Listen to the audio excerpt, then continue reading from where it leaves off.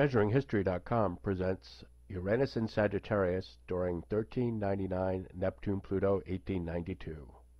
Throughout 1399 Neptune-Pluto 1892, at every quadrature alignment, 1399, 1571, 1648, 1821, and then finally at 1892. 1892 is slightly different, as we'll see. But at the first four of those, Uranus is in Sagittarius. What does that mean? Well, a couple things I culled from the web. We get from BobMarksAstrologer.com. Uranus loves to shock.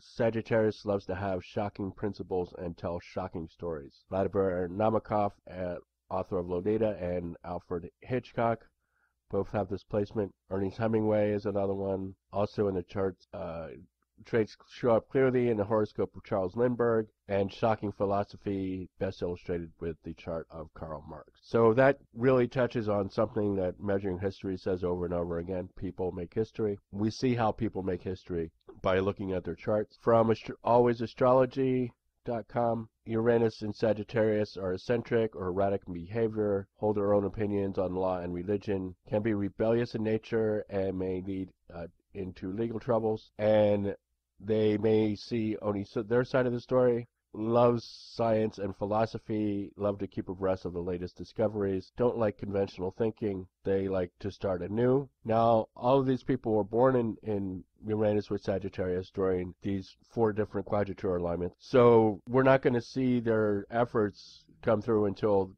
30 or 40, because most humans don't really make any impact on life until about 30 or 40, maybe some in their 20s. But so we should look at dates basically 30 or 40 years after each one of these quadrature alignments and see how their accomplishments play out. But also we should note that Uranus and Sagittarius during each of these times are also Uranus transiting through Sagittarius, and Sagittarius traditionally stands for religion, philosophy, law. It's the higher octave of Gemini. So we're getting that across the spectrum through across all of these, each quadrature alignment. And as we can see with each collage, Uranus is in Sagittarius. So we have people, first of all, carrying forth the motto of Sagittarius, which is, let's see how far we can go. Sagittarius, of course, is also known for travel. So if we look throughout the 1399 Neptune-Pluto 1892, discovery was a constant theme, colonization, etc.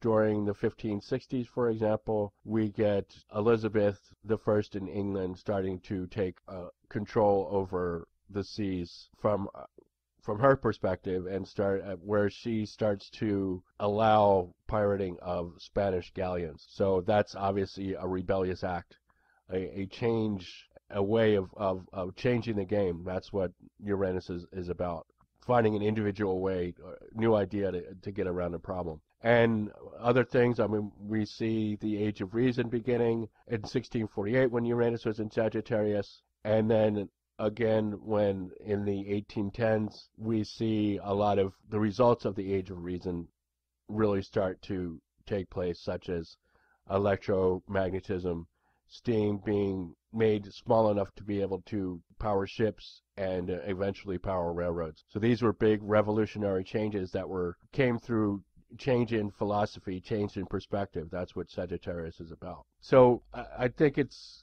important to note that how people make history, and that it's very important that Uranus was in Sagittarius at all of these quadrature alignments, as it's shown in each of the collages.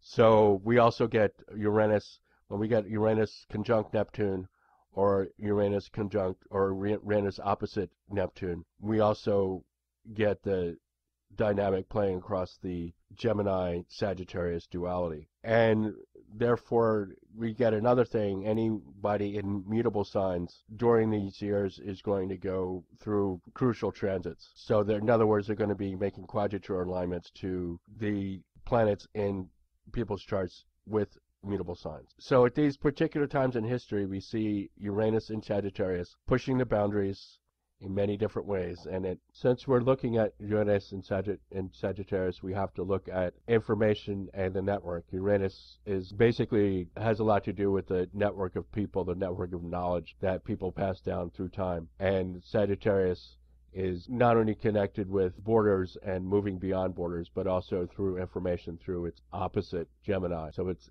important that Pluto is in Gemini throughout 1399, 1892 Neptune-Pluto wave, and that since Uranus and Sagittarius, as we see, interacts with both Neptune and Pluto throughout the wave and all the quadrature alignments, the importance of information and religion is made even more evident, especially when we see how the printing press released Luther's Revolution and also, of course, the Age of Reason and the Enlightenment, which led to the French Revolution. Make sure you catch Measuring History on Facebook. Please become a fan. Subscribe to Measuring History on YouTube, and then check out the Waves blog at measuringhistory.com. The small windows pop up with additional information concerning Measuring History when you click on them, as well as the book or film strip icons next to a link you see on any of the pages. Measuring History, thanks you for watching.